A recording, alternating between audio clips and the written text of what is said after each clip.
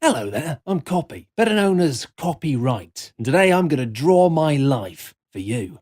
Obviously, I'm the son of a mum and dad, but I'll get to those guys shortly.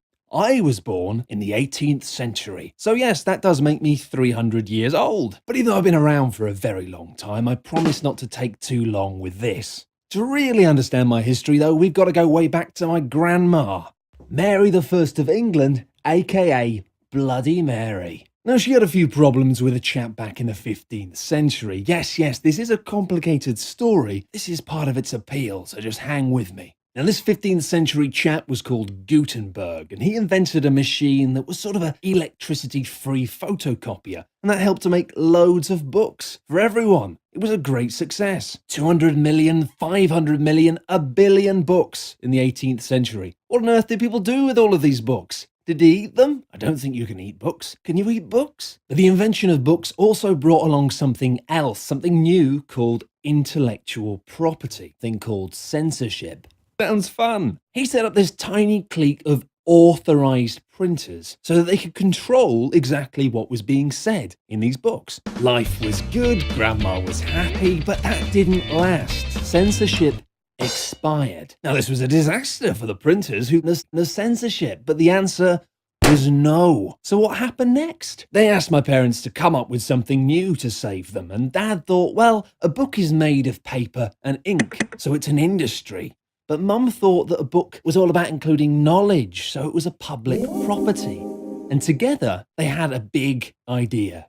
They decided to create me, Copyright. I'm the apple of their eye. Two ideals mashed together. My main mission is to protect authors, whether or not they want this, and to foster knowledge. Censorship was a big no, but the printers needed something to save them. So copyright, what do you think of copyright? The answer was a yes. Time born. I was born in 1709, and they called me Copyright, as written here on this pretty piece of paper. Yes, it's my birth certificate, isn't it lovely? And what I do is I give a quid pro quo, which sounds cool, but in English, that basically means something in exchange for something. When a person's clever enough to create a work that benefits mankind, then he or she has the copyright for a specific time in exchange for the benefit created. You've done humanity a favor by making something cool. In exchange, we're going to make sure that you get what you deserve for it for a pretty long amount of time. But that's just the romantic version. The love story of my mum and dad is the story that the industry likes to tell about why copyright was such a great, cool thing. But in truth, copyrights are often held by the industries, which does its best to keep a hold of them for as long as they possibly can. Because big companies need to ensure a work's industrial reproduction can happen properly. They need to attract investment and increase production. And often in the process of this, the author of the actual work often has to give up some of his or her rights. This brings us to another problem though. Giving up rights inevitably puts the brakes on what my mum wanted from copyright. Open access to all knowledge for everyone. And that's something far more important. And oddly, perhaps ironically, what English speakers call quid pro quo became qui pro quo in French. And to a French speaker, qui pro quo means misunderstanding. Anyway, that's how I was born. Now I want to live as I please. I'm going to become a real star. Just you watch. Watch this. And vomph, just as copyright was applied to books, I've also been applied to poems, songs, letters, sculpture, drawings, dance, mime, opera, films, and so on. Everything, even circus acts. I'm everywhere. So I got bigger. Ahead now to the 19th century in Bern. Every country decided to adopt me. I became a worldwide star.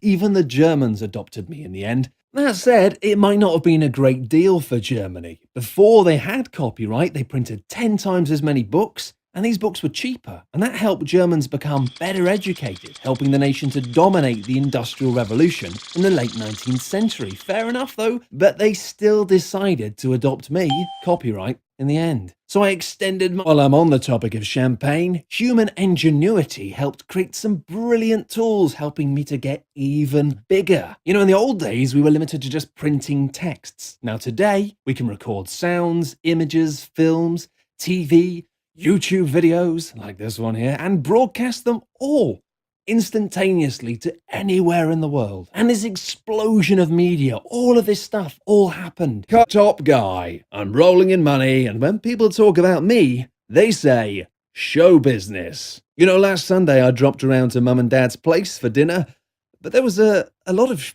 shouting. Mum said that people have forgotten my original mission, what I was all about, and that each of my adaptations always work in favour of the industry and never in the public's interests. And, you know, I think she's got a point. But then Dad smiled wryly and said, well, it's better to induce envy than pity, and I guess he's also got a point. On the one hand, copyright does help people make money for the things that they've made, but sometimes it restricts work from getting out there to people. So even though I'm bigger than ever, I'm not really sure if I'm properly doing my job. Anyway, that's my amazing life over 300 years. I don't look a day over 20, do I? Anyway, now it's time for the 21st century. People still have 2 arms, 2 legs, 2 nostrils, but everything has changed because we now have the internet. Now, just like the arrival of printing, the internet's a high-tech invention that is changing our world at an alarming rate, changing relationships between people and their ability to share knowledge. And it's no longer just about show business. I mean, every day we're on it interacting together.